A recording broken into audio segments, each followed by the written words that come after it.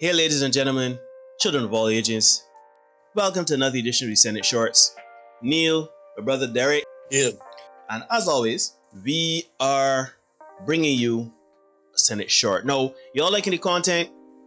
Like, comment, subscribe, share it, dislike, it doesn't matter. We just want some engagement and we want to get the word out that we out here talking the things, and we want to build a community. So hit the notification bell if you subscribe so you can never miss any content from us. Make sure you click all the content from us, and let me get into it. All right, my brother, what you got for me on this Yes, sir. edition? Yeah, this one is actually an email submission. I won't say who it's from. Oh, very because, interesting. we got to protect the reputations of all involved. So it says, she's in a toxic relationship, but yet she's entitled. Dear Senators, I have a friend who has been in a rather toxic relationship with a man for 20 plus years, and she clearly does not know how to leave him or live without him. I have witnessed him physically and verbally abuse her over the years by choking her and calling her a whore in public. The more I see acts of abuse in the public domain, I shudder to think about what she endures in private. I don't even know where to start. Now, we all know if you live in a glass house, don't throw stones. She knows everything for everybody. She is always ready to give advice, yet she cannot see it fit to apply some of the said knowledge to her own life. Let me say here that she loves to brag about having a degree with honors, which sometimes comes over a little condescending when others are not on that level.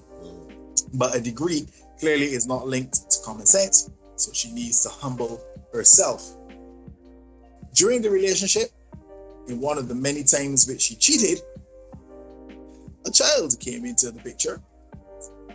But if any of the other red flags he was waving before did not catch her attention, I guess this too was fine with her. Wait, hold on. No, Who cheated? So hold on a minute. Who cheated?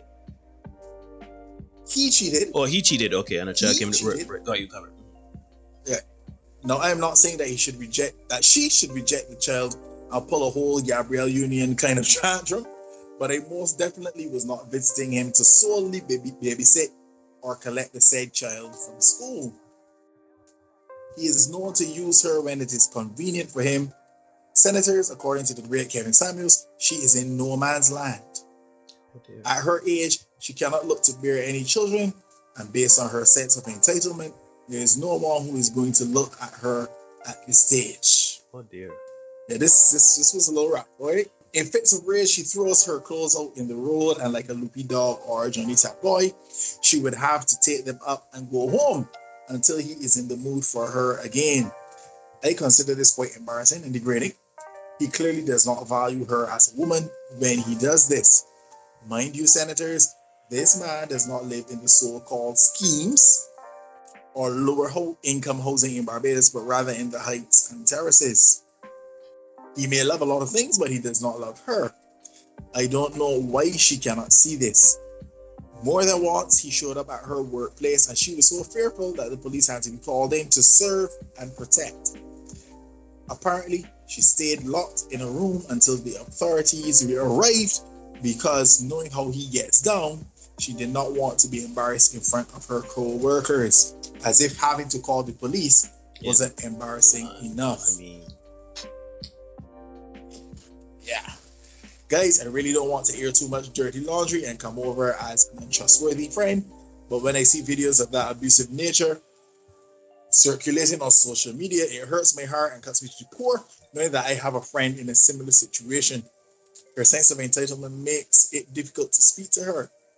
How do I get her to see what type of relationship she is in if she has not been able to identify it for herself over the past 2 decades? Never in my existence has a partner verbally or physically abused me like what she endures. I guess they know I would not tolerate it. Do you think it's a fault in her upbringing? How can she not see that all of this behavior that she tolerates is unacceptable? Ah, boy, this one is a heavy one. Yeah, this one heavy. What I would say, first things first, we don't know the person. We don't know with whom you're speaking about. We don't have any degrees to say we can speak about them psychologically, to say we can speak on their upbringing and how it has negatively impact them to put up with this sort of behavior. So we can pretend to give commentary on that, right? What I would say is that, and this is gonna sound real rough, but after 2 decades, after all you talk about and that she has endured and he has put her through, if she is still there is nothing you can do about it. You cannot advise, you cannot, there's nothing you can do. All you can do is pray that, one, it doesn't escalate to anything a lot more dangerous to her person, or that it ceases altogether, and two, pray that at some point she just gets a revelation, a come to Jesus moment, as Derek likes to say, and she realizes that, you know what, this ain't gonna work with me. It's not gonna work with me. You understand? I don't know what else to say. I don't have any advice to say what you can say or do to your friend to put them in a space of mind.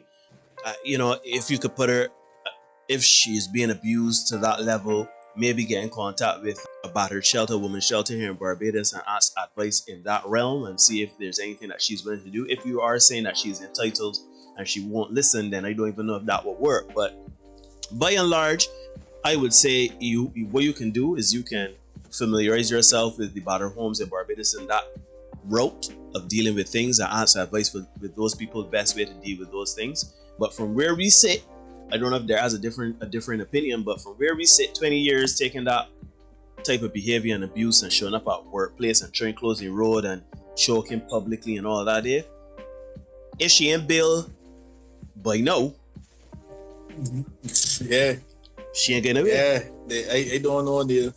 I tend to agree, Neil. I don't think that she is going anywhere at this point. She accustomed to that.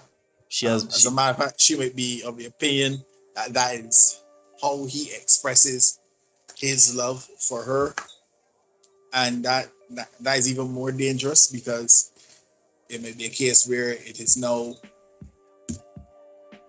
gets worse as she figures that this is how he's supposed to express. So in terms of advice for your friend, I don't know. As Neil said, sure, you can only direct her to the relevant organizations that can help with stuff like that. All you can do is be a friend and support. If she chooses to reach out, be there to be. We got friends.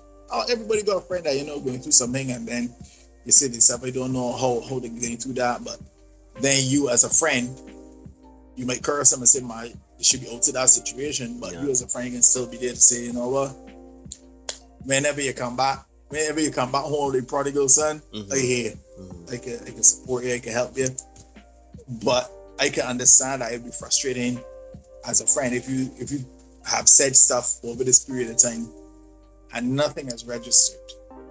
I don't think that's a situation that might be it's certainly above our pay grade, Neil. For sure. And it may definitely be above your pay grade as a friend. And you can only direct her to the relevant institutions and the relevant organizations, as I would have said before. I hope and pray that it doesn't, escalate to something more serious where you end up with the police or worse having to be called. You know what I mean? Outside of that. Yeah, and also bear in mind too, right? Like any other vice or addiction or any other thing, anything to do with self-help. A person you cannot help a person unless they're willing to help themselves, unless they see a problem. So she may see a problem, but she ain't willing to get help, whether it's through fear, whether it's through whatever. The point is, you cannot force somebody to do something that they're not ready to do. So the unfortunate thing is, you can only do so much. What I would do is I would try to find some numbers or anything like that, put on the screen or something like that for some battered women homes or anything like that, or find some contact I could put on screen or put in the description down below. But honestly, as Derek said, we can only advise from the standpoint of you are doing the best you can do, and you can only be there, you can only support, you can only pray, and you can only hope.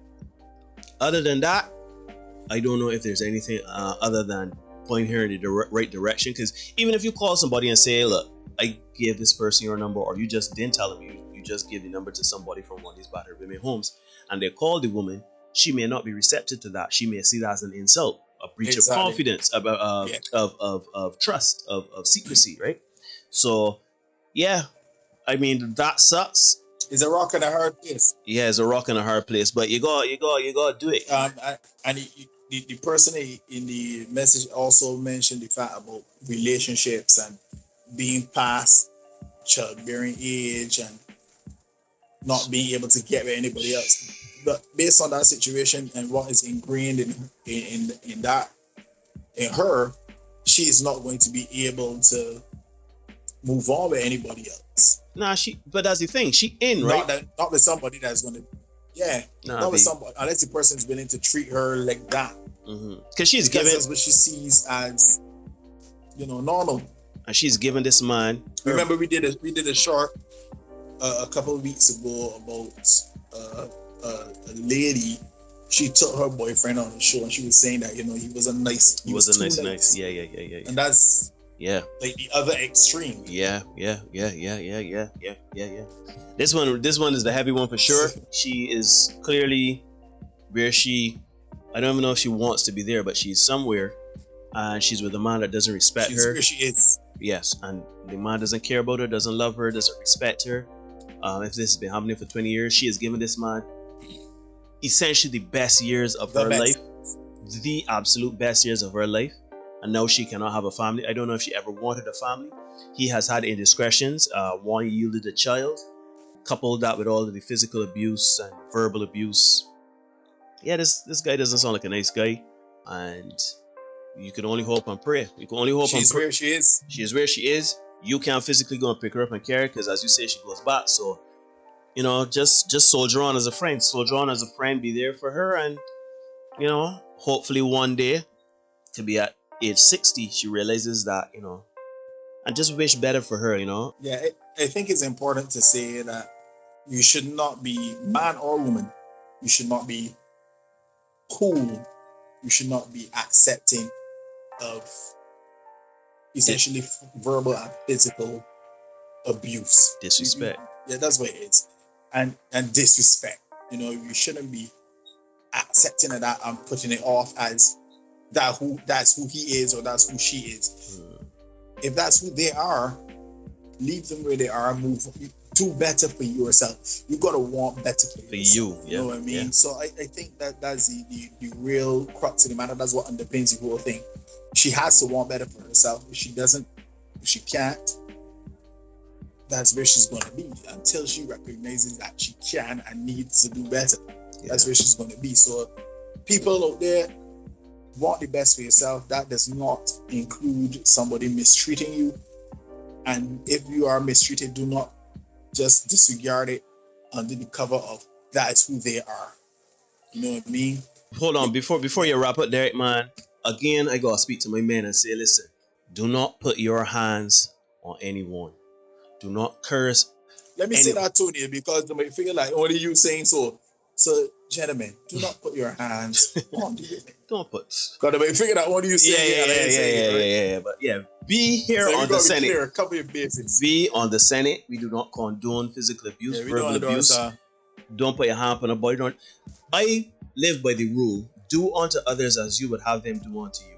If you ain't comfortable with getting hands on you, getting cursed, getting embarrassed, getting disrespected, if you know within yourself that ain't for you, then left it out. And if you know that you're a man, and if you know you're a man that you can put hands on somebody, or you can mistreat somebody, or disrespect somebody, or curse them and carry them on, embarrass them and all sorts of things, maybe you should consider not being in a relationship with anyone and seeking help and therapy. Because you ain't doing them, you literally are benefiting no one. Because as much as she is unhappy, I can't imagine that he's happy too. Because he seems to be a man that I don't want to be a pseudo psychiatrist, but that man can't be in charge of him. He has no mastery over himself. It would be scary to think if he has mastery over himself, because now he's a sociopath. Shoot, a psychopath. Anyhow, well, yeah. Let me leave that. I won't get into other comments. Yeah, because I'll say it all. I think he does it because he can. Well, there you go. He's been allowed to. Yes. We teach people how to treat us. You know what I mean? Fact. Anyhow, guys, this has been the Senate Short. A pretty heavy one, but a Senate Short nonetheless. Like, share, comment, subscribe, hit the notification bell. Make sure that you can get all the content that we have coming for you. And we'll see you guys again very, very soon. It's a contaminated environment. And the tutu's about that.